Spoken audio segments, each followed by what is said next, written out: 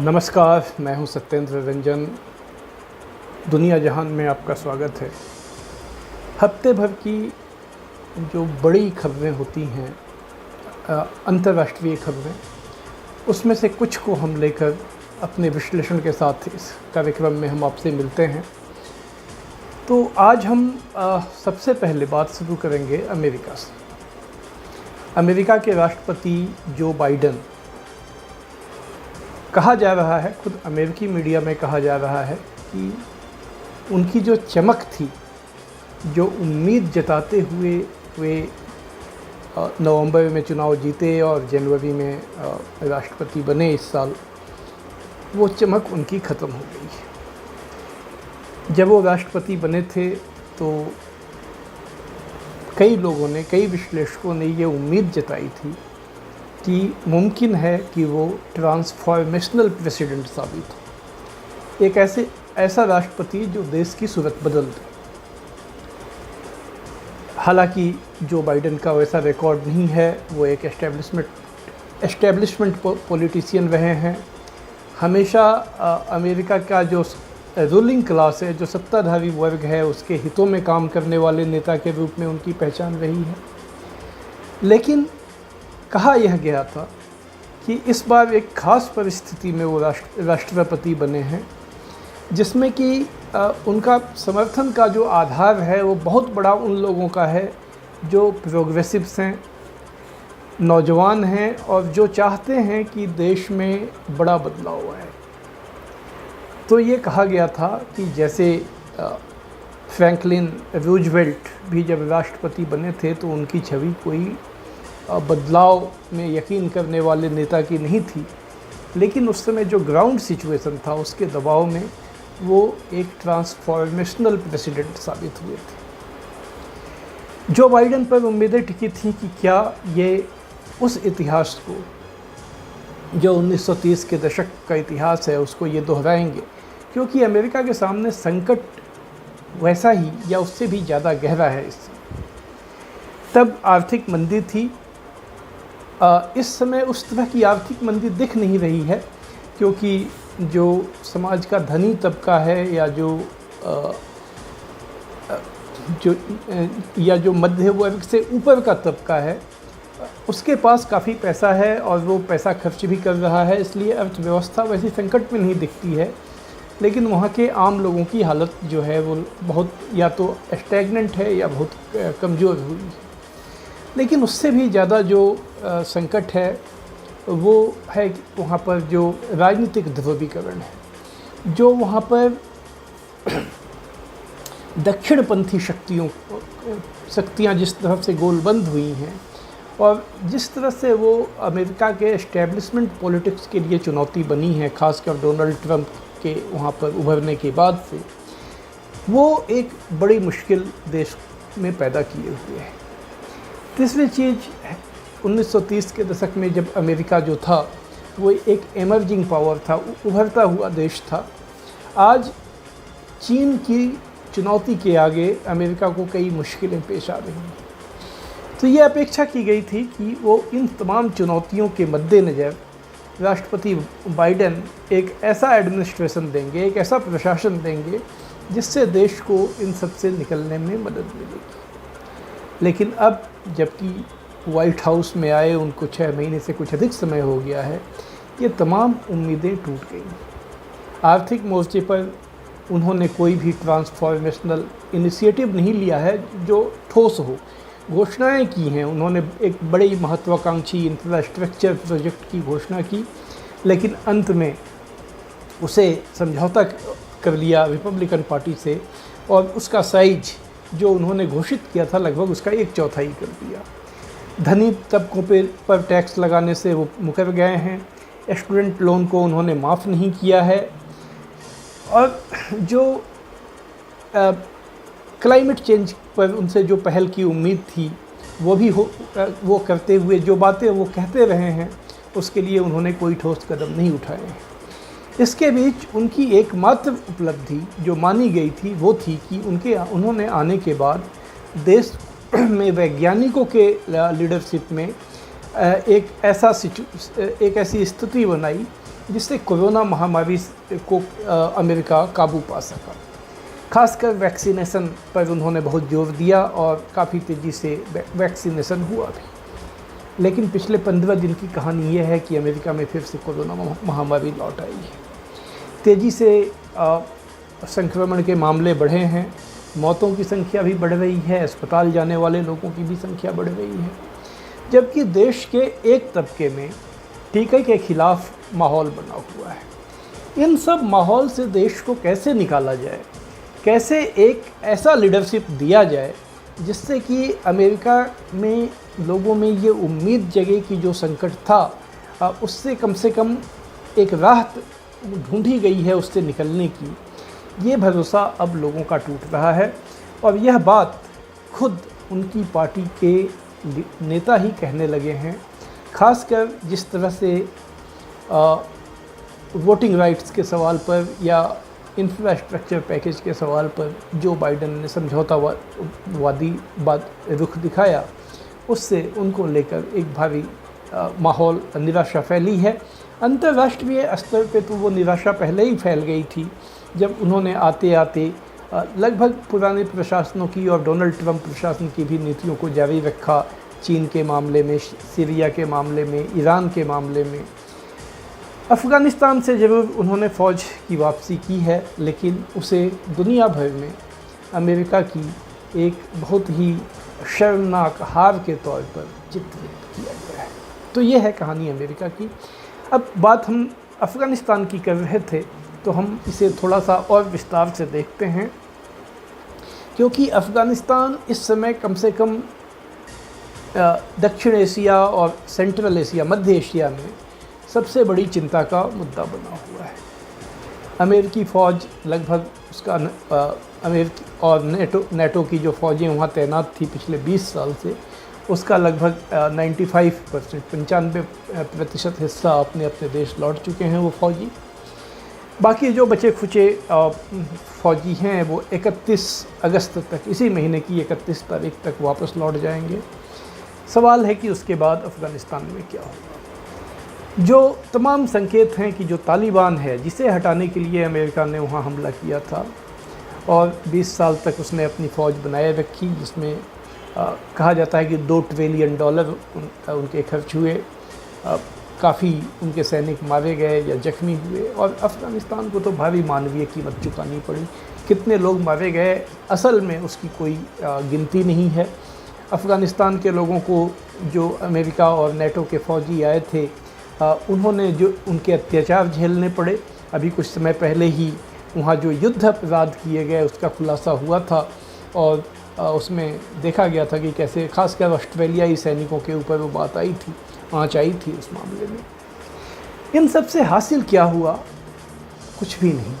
आज यह स्थिति बनी हुई है कि तालिबान एक बार फिर से वहाँ सत्ता को कब्जा करने की ओर आगे बढ़ रहा है। ऐसा सभी लोग मानते हैं कि यह माना जा रहा है कि वो लोग जो जानकार हैं, जो एनालिस्ट हैं, वो ये कह रहे हैं कि सवाल यह नहीं है कि क्या तालिबान काबुल की सत्ता पर काबिज हो पाएगा कि नहीं, सवाल है कि वो कब हो पाएगा, कितना समय उसे लगेगा। आधे से ज़्यादा देश पर वैसे ही उसका कब्जा हो चुका है। तो जाहिर है कि तालिबान काफ़ी एक इम्पॉर्टेंट डिप्लोमेटिक जो डिप्लोमेसी हो रही है उसमें काफ़ी एक इम्पॉर्टेंट रोल लेकर उभर कर सामने आया है। अब आप चाहे रूस को देखें या ईरान को देखें या यहाँ तक कि अमेरिका की भी जो कूटनीति है उसमें भी देखें, तो तालिबान को एक मान्यता मिलती हुई दिखी है। तालिबान से चूँकि पाकिस्तान के निकट संबंध हैं, तो पाकिस्तान का महत्व भी बढ़ा है, क्योंकि उन सभी देशों को ये अपेक्षा है कि पाकिस्तान एक भूमिका निभाएगा तालिबान को नियंत्रित करने में, और उस माध्यम से चीन ने अपनी एक बड़ी भूमिका बनाई है। इसमें जो देश सबसे ज़्यादा नुकसान में दिख रहा है वो है भारत, इसलिए कि भारत ने अफ़गानिस्तान में अपना काफ़ी धन और अपने दूसरे रिसोर्सेस का इन्वेस्टमेंट किया, निवेश किया। वहाँ पर जो कंस्ट्रक्शन हुआ है जो इंफ्रास्ट्रक्चर का, उसमें उसने पैसा लगाया। और ये सब इसलिए किया ताकि वहाँ पर एक जब कभी ये अमेरिकी और नेटो के फ़ौज वापस जाएं तो वहाँ एक जो नई व्यवस्था बने उसमें भारत के प्रति एक सद्भाव हो। लेकिन आज तालिबान चूँकि सबसे एक महत्वपूर्ण ताकत बनकर उभरता हुआ दिख रहा है, तो स्थिति यह है कि भारत का पुराना दोस्त रूस जो बातचीत की प्रक्रिया चला रहा है, जिसका अगला दौर अगले 11 अगस्त से होना है, उसमें भारत को आमंत्रित नहीं किया गया है। ईरान में जो प्रक्रिया चल रही है उसमें भी भारत को कोई ख़ास तवज्जो मिलती हुई दिखी नहीं है। सवाल है ऐसा क्यों? क्या ये हमारी अपनी कूटनीति की कोई कमी रही है, या एक ऐसी परिस्थितियां बनी हैं जिसमें हमारे जो हित हैं उनके बलि चढ़ने का खतरा हो गया है? ये हम सब लोगों के लिए बहुत ही चिंता का विषय है और इस पर देश में विचार होना चाहिए। अभी से भारत क्या पहल बना सकता है, क्या अपनी जगह वहाँ बना सकता है, इसके ऊपर विचार होना चाहिए। और जिन देशों पर भी भारत का प्रभाव है उनके साथ कैसे तालिबान को या तो नियंत्रित करने में, या जो भी अगली नई व्यवस्था बनेगी अफ़गानिस्तान में, उसमें कम से कम यह सुनिश्चित करने में कि भारत ने जो अतीत में 20 साल में जो भारी निवेश किया है वो जाया ना हो, बर्बाद ना हो, इसके लिए कोई एक ऐसी परिस्थिति बने या एक ऐसा सिस्टम बने, इसमें निवेश करने की आवश्यकता है। और अब हम बात करेंगे आखिर में ओलंपिक खेलों। बहुत सारी आशंकाएं थीं, अंतिम समय तक ये चर्चा चलती रही कि ये खेल हो पाएंगे या नहीं।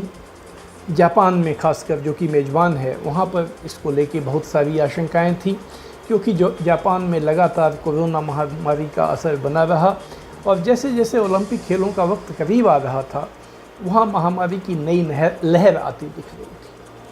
वहाँ के स्वास्थ्य कर्मियों ने चेतावनी दी थी कि ये आयोजन कोरोना महामारी का सुपर स्प्रेडर साबित हो सकता है। दुर्भाग्य से उनकी चेतावनी सही साबित हुई। खिलाड़ियों के ऊपर इसका बहुत असर दिखा है। कई खिलाड़ियों ने साफ तौर पर मीडिया से कहा है कि हाँ वो प्रदर्शन नहीं कर पाए हैं जिसके लिए उन्होंने तैयारी की थी, इसलिए कि एक तो उनके दिमाग पर कोरोना महामारी का भय है, दूसरा खाली स्टेडियम में, चूँकि वहाँ दर्शकों को आने पर रोक लगा दी गई थी, तो खाली स्टेडियम में उन्हें परफॉर्मेंस करना पड़ रहा है। वो अपने दोस्त और रिश्तेदारों को इस मौके पर नहीं बुला सके हैं।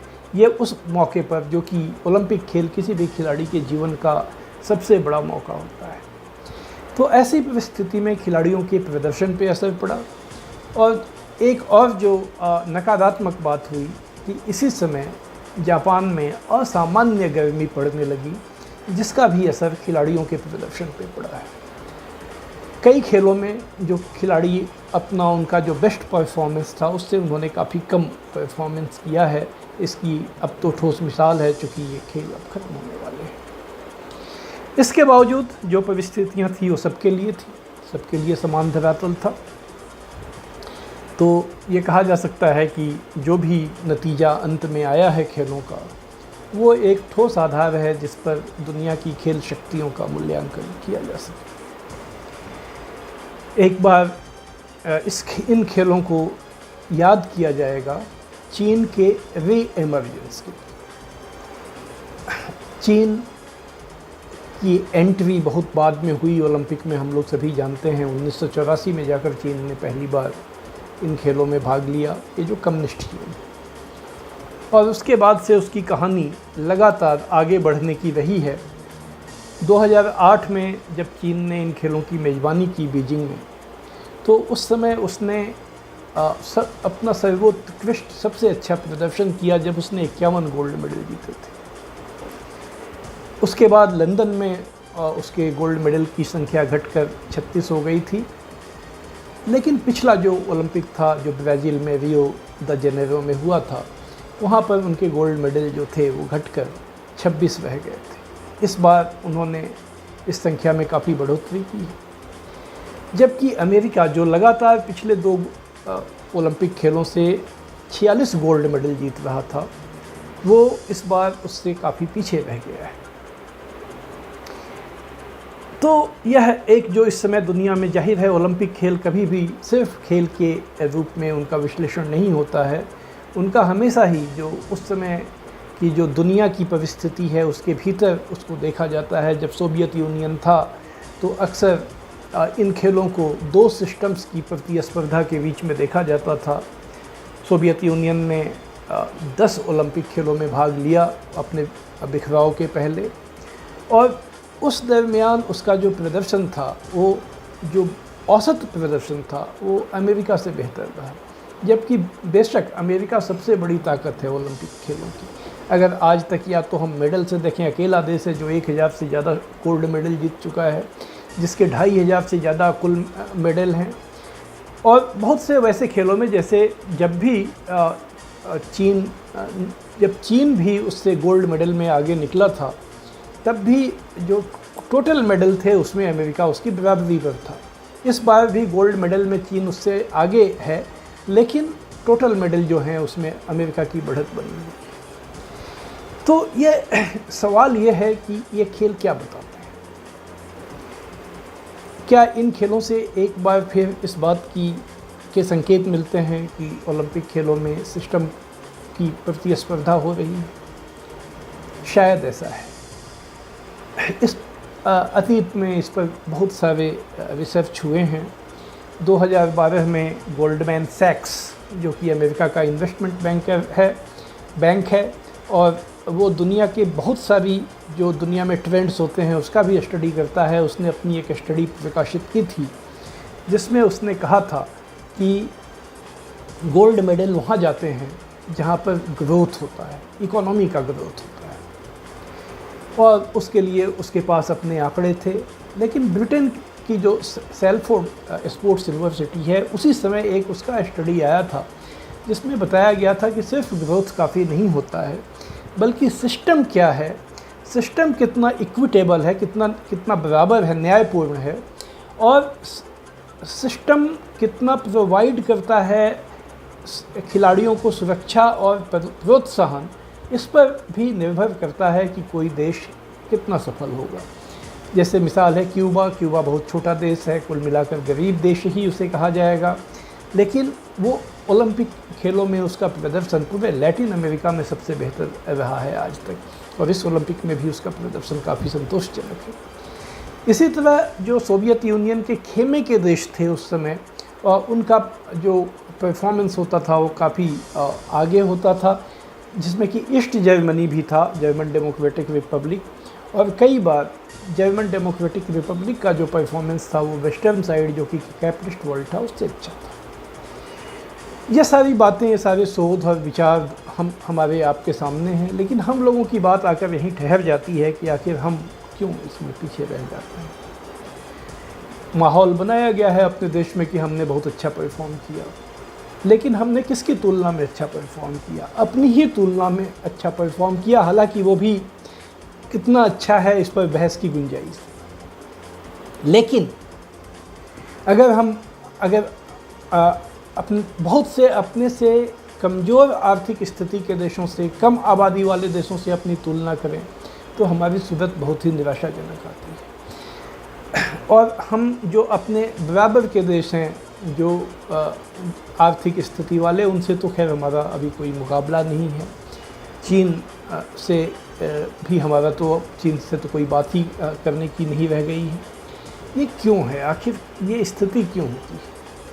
ये सवाल हर 4 साल पर एक बार पूछा जाता है, हर उठता है, उसके बाद इस पर कोई ठोस और गंभीर चर्चा नहीं होती। लेकिन संक्षेप के तौर पर यह ज़रूर कहा जा सकता है कि समाज के भीतर आर्थिक इकोनॉमिक इक्विटी, आर्थिक बराबरी, पब्लिक सेक्टर का इंटरवेंशन, पब्लिक सेक्टर में जो बुनियादी सेवाएं और सुविधाएं हैं उसे देने की कितनी व्यवस्था है, यह और जो कल्चरल कंडीशन होता है सोसाइटी का, वो एक बहुत महत्वपूर्ण फैक्टर है।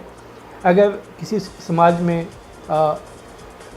विभिन्न आधार पे विभाजन हो, जेंडर जो लैंगिक आधार पे विभाजन काफ़ी गहरा और सख्त हो, और उसको लेकर कई तरह की समाज में कुंठाएं हों, तो वो देश खेल में बहुत अच्छा नहीं कर पाते हैं।